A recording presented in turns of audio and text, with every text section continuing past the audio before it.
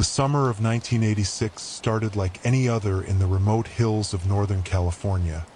where the trees swallowed the two-lane highway whole, and the only signs of life were rusted-out signs for ghost towns and the occasional gas station with a payphone half ripped from the wall. And it was down one of those fading roads that six friends drove in a beat-up blue van with the windows rolled down and the radio playing mixtapes someone had recorded off the air,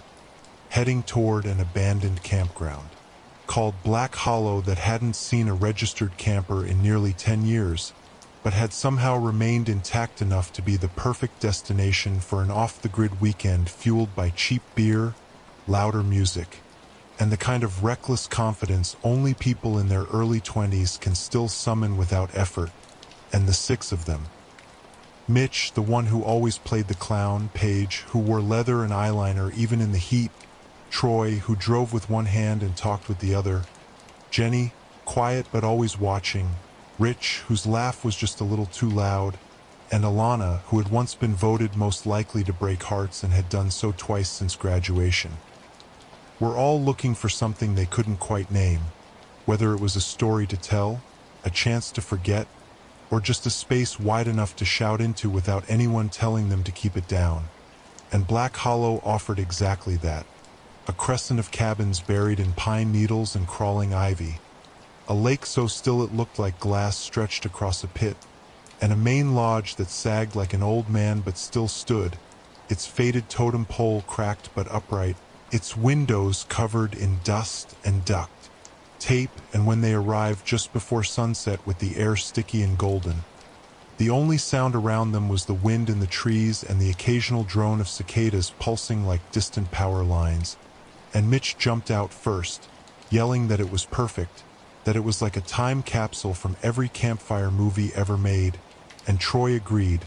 popping the latch on the cooler and cracking a can before the van had even fully stopped. And soon they were unloading sleeping bags and lawn chairs and stacking firewood that had probably been dry since Reagan's first term. And for a while it was all laughter and teasing and music spilling out of the portable speaker as they set up camp and claimed cabins. None of them picking the old infirmary or the counselor's quarters, which still smelled faintly of mildew and something metallic. And by the time darkness settled over the trees and the first round of drinks hit their bloodstreams, the world had shrunk to just the ring of firelight and the soft clink of bottles, and it was Mitch who brought up the story first, grinning with that stupid flashlight under the chin expression, saying he'd read something online about Black Hollow, about how it had closed after a kid drowned in the lake and another went missing, how the owners blamed poor maintenance but locals blamed something else, something meaner, like maybe the missing boy had never left and still wandered the woods, grown up and angry, and they all laughed and rolled their eyes. But Jenny didn't, not entirely, and later, when the others stumbled off to their cabins and the fire had burned down to red coals, she stayed behind and looked out across the lake, her arms wrapped around her knees, and thought about how still the water was, how dark the woods beyond it had become, and how sometimes quiet didn't feel peaceful but like something waiting to break. And in the morning she was the first to wake and the first to notice that the van's tires had been slashed. All four, clean cuts through rubber, and she woke Troy and Troy woke Mitch, and Mitch swore and blamed raccoons or vandals even though they were miles from anything. And Paige said maybe it was some other hikers or weird forest cops who didn't like trespassers, and they tried to shake it off, patch the tires, argue about walking out, but the trail had changed somehow, overgrown in places it hadn't been the day before. And after an hour they gave up and returned to camp, trying to make a joke out of it, telling each other that no one would miss a day or two back home. But that night Rich didn't come back from the outhouse, and when they found him the next morning, he wasn't all there, not exactly, slumped at the base of the old trail marker with his throat opened like a second smile and his fingers missing. And someone had arranged pine cones around his feet in a tight circle like a ritual or a warning, and everything went sideways from there, voices rising, trust evaporating, blame flickering in every glance, and Jenny said they needed to get to the ranger station marked on the old map nailed to the lodge wall. But Troy said it was probably long abandoned, and Paige didn't say anything, just kept staring at the woods like she could see something none of them could. And that night Alana vanished too, her sleeping bag torn open and dragged toward the woods, leaving only red smears across the leaves and a single earring caught in a root like an anchor someone had tried to hold onto. And by then no one was pretending it was animals or accidents anymore. Not even Mitch, who had stopped joking and started shaking whenever he was alone for more than a few seconds. And Jenny kept hearing something moving around the cabins late at night, something with heavy steps that paused outside doors and scraped at windows with what sounded like a nail or a knife or maybe both. And when Troy tried to make a break for the lake with the canoe the next day, thinking he could paddle across and find a phone signal from the ridge, they watched from the shore as something tipped the canoe from beneath, fast and violent, and he screamed once before vanishing under the water and didn't surface again. And they waited for him to reappear gasping and laughing.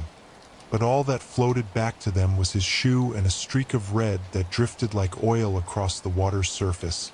And that night Jenny stayed awake until dawn, listening to Paige sob into her blanket and Mitch whisper prayers to no god she'd ever heard of. And in the morning they found Paige hanging from the crossbeam in the old tool shed, a belt around her neck and her eyes missing. Just clean sockets that seemed to follow them as they stood frozen and shaking in the doorway. And Mitch ran into the trees and didn't come back, and Jenny, now the last one left, locked herself in the mess hall with a kitchen knife and a lantern and tried to stay awake, tried not to think about how the power never worked even when the breakers were fine, how the clocks never ticked forward no matter how many batteries they replaced, how the woods outside seemed to breathe.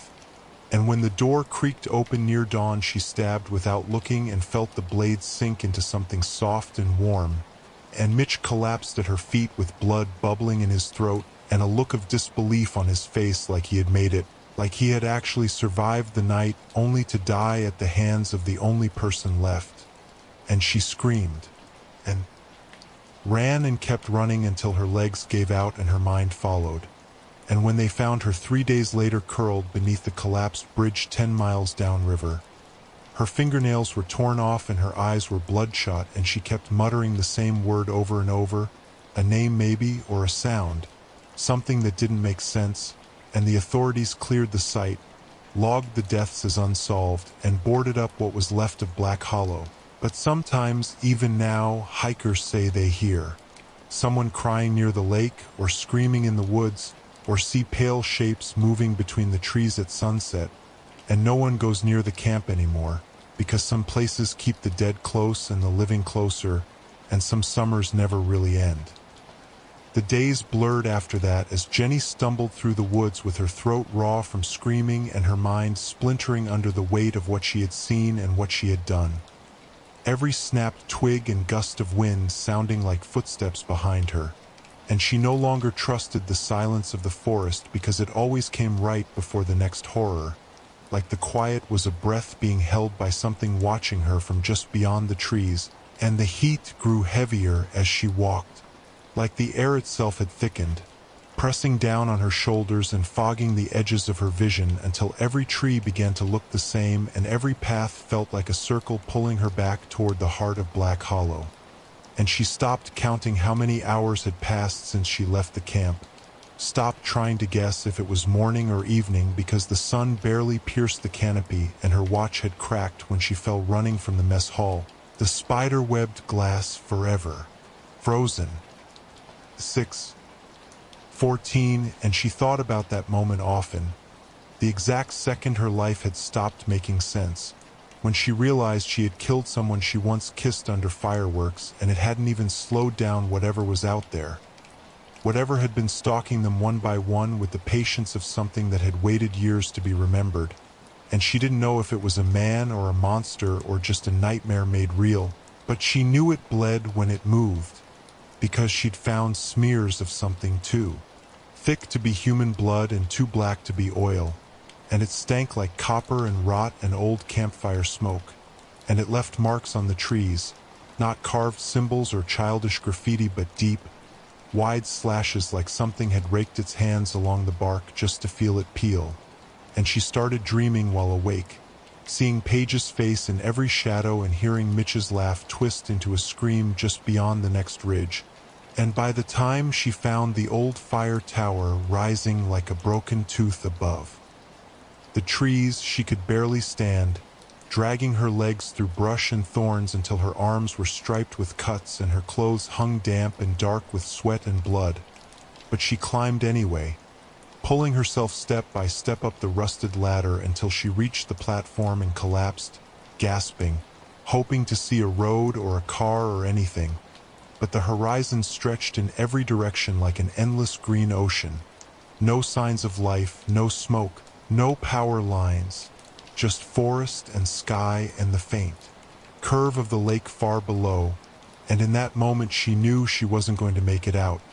that the world had swallowed her story before it was finished, and that someone or something had decided it was never meant to end happy. And still she tried, screamed into the sky, tore pages from the ranger log and wrote everything she could remember in block letters with a half-dead marker she found jammed under the drawer. And when the sun fell again and the woods turned purple and black, she curled into the corner of the tower and wrapped herself in the emergency blanket and held the knife tight in her shaking hand, listening for the sound that would come next, the breath, the footstep, the scrape, because it always came, and when it did, it was quiet, too quiet, like it wanted to be heard just enough, like it wanted her to know it had followed her all the way. And the trapdoor creaked beneath her and she stabbed blindly and hit nothing, and the trapdoor closed again, and she waited, frozen, eyes wide, knife ready, but nothing else moved. And in the morning there was a trail of blood across the platform, thick and wet, leading to the edge and then stopping, no body, no prints, just that thick smear and a single boot print in the dust. And she screamed again, long and raw, until her throat tore and no sound came out. And that night it rained, and she lay there soaked and shaking. And when the ladder creaked again just before dawn, she didn't reach for the knife, she didn't run, she just closed her eyes and whispered a name she barely remembered. A name from before the camp, before the woods, before the blood. And the hand that touched her shoulder was cold and heavy and real. When the hand pulled her up, slow and silent, she didn't open her eyes for fear that what she saw might break her completely. But the grip was firm and human, and for a fleeting second she believed maybe someone had found her. Maybe a ranger had read the log, maybe the nightmare was over. But as the sky lightened to a dull gray and she finally dared to open her eyes, she saw only the empty platform and the faintest print of a bloody palm smeared against the wall beside her, already drying in the rising heat. And she knew then that whatever had touched her wasn't there to save her. It was playing with her, keeping her alive for a reason she didn't understand, maybe as a witness, maybe as a final piece of a story it had been writing one body at a time. And that realization split something inside her, some last barrier of logic and denial, and she laughed, sharp and broken, a sound she didn't recognize as her own. And she stood and screamed at the trees, called out to it, dared it to show itself, dared it to finish what it started. But nothing came, only the echo of her voice ricocheting back at her in pieces. And she descended the ladder like someone walking into a grave, hands trembling but face calm. And she walked through the woods without flinching now, past the place where they'd found Rich, past the blackened old mess hall, past the empty cabins with names like Bear Den and Pine Haven still painted in faded letters on crooked doors, until she reached the lake again, still, smooth, still wrong. And she sat by the shore and remembered the first night, how the firelight had danced on their faces and how Troy had told that stupid joke about the three-legged hitchhiker and how Mitch had snorted beer through his nose laughing, and how she hadn't realized until now how loud they had been, how alive, how tempting, and how easily the woods had answered. And she sat there until night fell again, and when the cold began to bite at her skin and the wind picked up across the lake like a whisper made of knives. She stood and walked barefoot into the water, not to die, not exactly, but to offer herself, to end the waiting, to stop being hunted and become something else.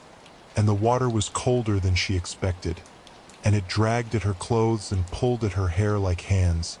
And she went under once, twice, felt her lungs scream, and surfaced again gasping and wild. And that's when she saw it, standing on the dock, tall and wide and wrapped in soaked canvas, and something else, something red and rotting,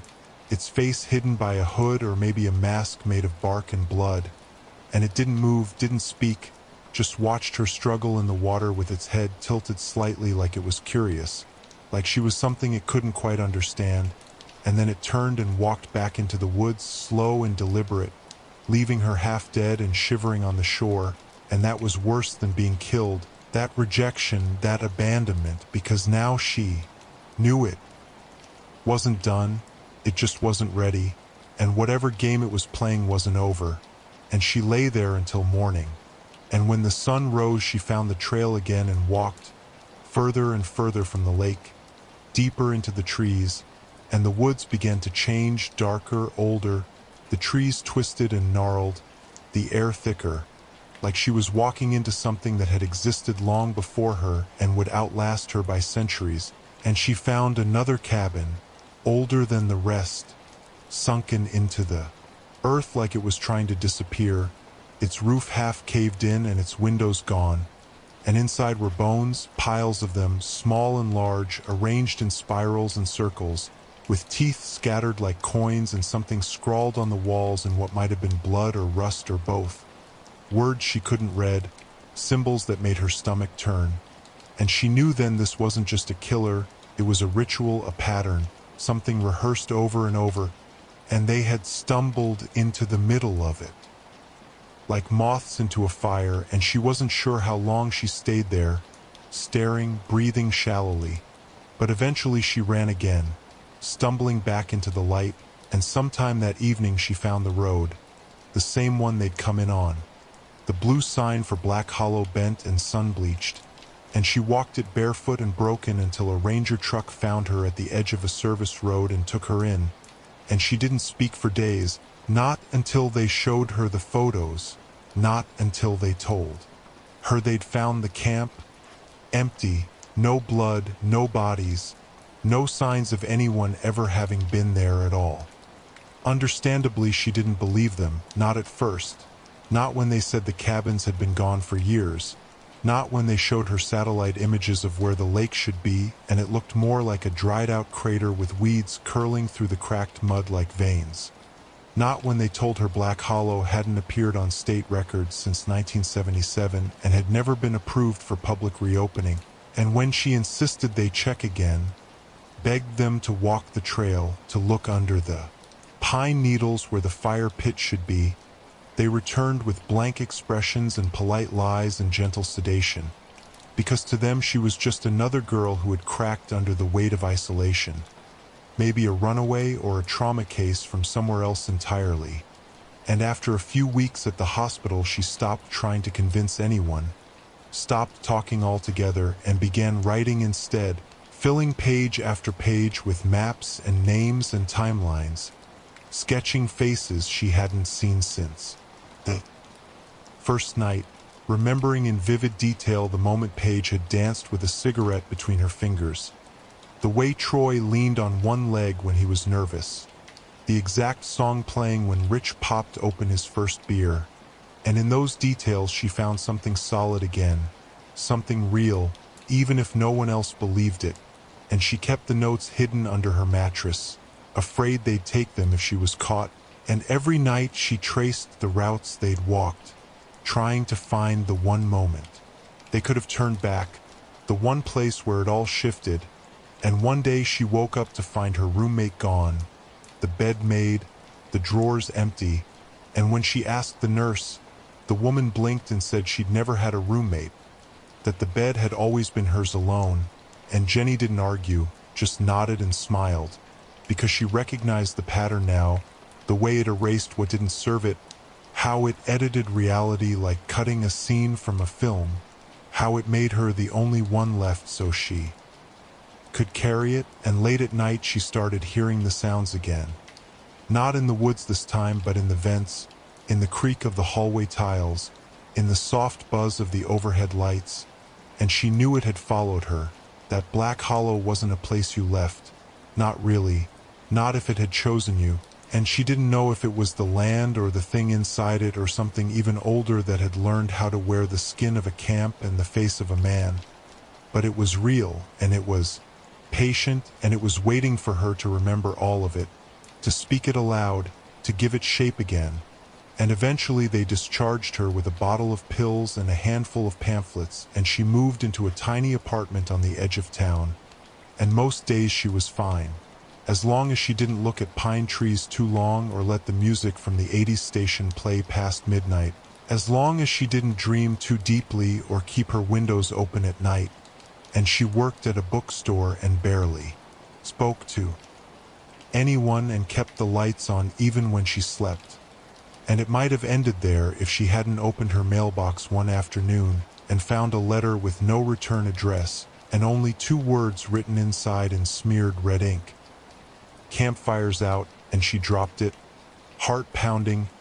eyes scanning the street for anyone watching. And that night she didn't sleep,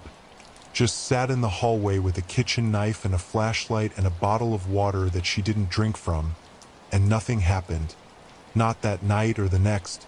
but she felt it growing, felt the story circling back, the unfinished thread tightening, and she started seeing faces on the bus, in crowds, half-familiar faces that vanished the second she blinked. And once she thought she saw Mitch in a parking lot, just standing there in his old flannel, eyes hollow, mouth moving like he was trying to say something but no sound came out. And when she reached him he was gone, and people around her acted like nothing had happened, like no one had been there at all. And she knew then that the pattern wasn't done, that the story hadn't closed, that it was looping again, looking for a new beginning, a new group, a new camp, and maybe she was meant to be the messenger or the warning, or maybe just the first chapter. And when she started seeing missing posters again, teenagers from nearby towns who had vanished on hiking trips or camping weekends, she tried to tell herself it was coincidence, that there were always stories like that, always disappearances in the woods. But when she saw one flyer taped to the bookstore window and recognized the earrings the girl was wearing, the same kind Alana had owned, silver hoops with tiny stars, she stopped, pretending, and she went home and pulled the notes from under her bed and began copying them, sending them to anyone who would read, forums, investigators, reporters, but no one answered. And then her laptop died, every file corrupted, and then her phone stopped holding a charge, and then her water began to smell like algae,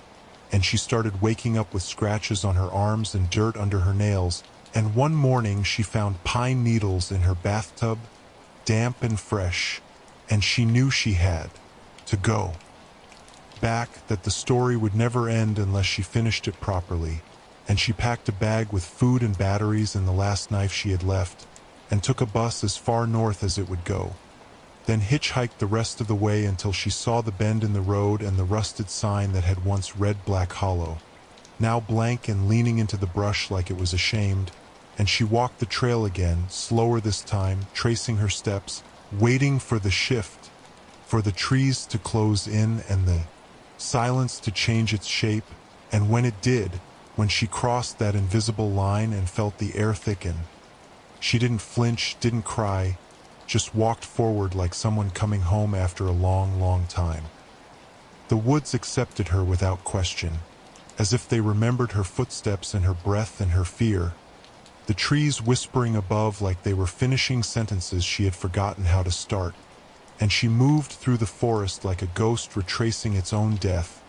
each fallen log and twisted root pulling memories from the corners of her mind where they had been buried deep but not deep enough. And she found the lake again, smaller than she remembered and nearly choked with algae and weeds, but still silent, still waiting. And the dock had rotted away, but one post remained, standing crooked in the water like a broken finger pointing toward the past. and she stood at the edge and whispered the names, each one like a stone in her throat. Mitch, Paige, Troy, Rich, Alana.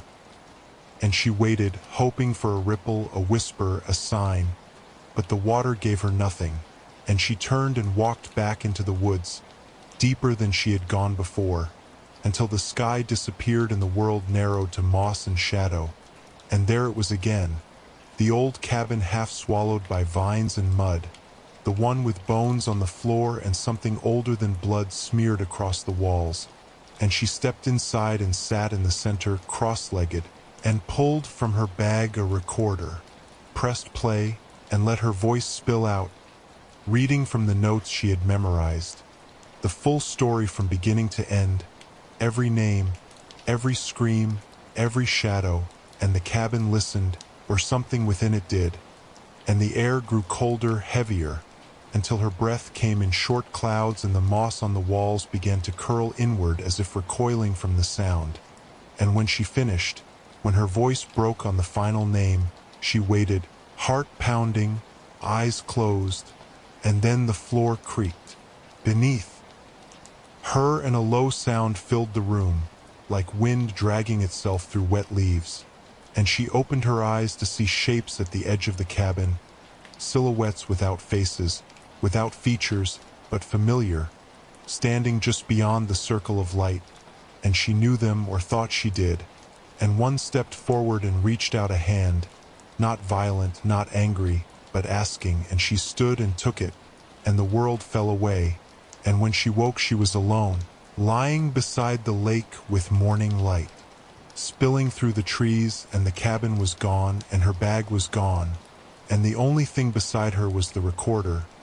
Tape missing, buttons melted, and carved into the dirt beside it was a single line. Story's over, and she stood and walked back to the road, thinner now, more worn, and when a pickup passed, she raised her hand and the driver stopped. A woman with crow's feet and a kind smile who didn't ask questions, just nodded when Jenny said town. And they drove in silence for a while until the woman said there'd been a fire out that way years ago. Place called Black Hollow, campers died, bodies never found, cursed land some said, and Jenny nodded and didn't say a word, just stared out the window as the trees blurred past. And when she got home she burned the remaining pages, every note, every sketch, every memory she could part with, and she moved again, far away, changed her name, grew her hair out, took up teaching at a community college, and for a while it was quiet, for a while she slept, for a while the dreams stayed gone. But stories don't end, not really, and one day a student handed in a short story for extra credit, typed on yellowing paper called Hollow Nights, and it began with a sentence she had written once on a napkin. The summer of 1986 started like any other in the remote hills of Northern California, and she felt her throat close, her vision blur, because she had never told that sentence to anyone, had never typed it, had never spoken it aloud since the cabin. And she asked the student where they'd heard it, and he just shrugged and said he found it in an old box of books he bought from a thrift store, and he thought it sounded cool. And she took the paper and excused herself and walked to her car and sat there for a long time, just holding the page and breathing through the panic, because it had started again. The pattern had circled back. The story had found a new voice, and this time she didn't know if she could stop it, didn't know if she wanted to, because part of her had never left, part of her had never stepped off that dock, part of her had stayed behind with them. And it wasn't just about surviving anymore. It was about remembering, about making sure it didn't happen again. And as she watched the clouds roll over the hills beyond the school, she thought she saw smoke, just a little, rising from the trees like a signal or maybe a warning.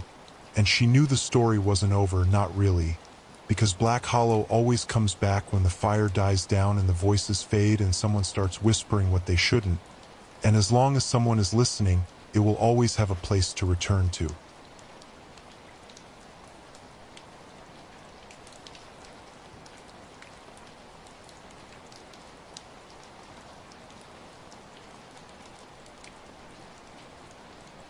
Somewhere hundreds of miles away, deep in another forest, a group of high school seniors planned their end-of-year getaway, grinning over junk food and cassette tapes and stories they didn't quite believe, passing around half-remembered legends about cursed camps and killer counselors. And one of them said, "Hey, what about that place north of Ridgetop, that old site with the broken cabins and the creepy lake?" And the others laughed and said, "Hell yes," because it sounded perfect, remote and wild, and photogenic enough to make their disposable camera shots look cool and edgy. And they didn't know the name Black Hollow didn't show up on GPS anymore, didn't exist on maps past a certain year, didn't come up in online searches without deep digging, and even then it was mostly rumors, message board posts flagged as hoaxes, and links that went dead when clicked. But one of them found it the same name in a police report buried in an archive and thought it was fake or just mislabeled, and they loaded up a van and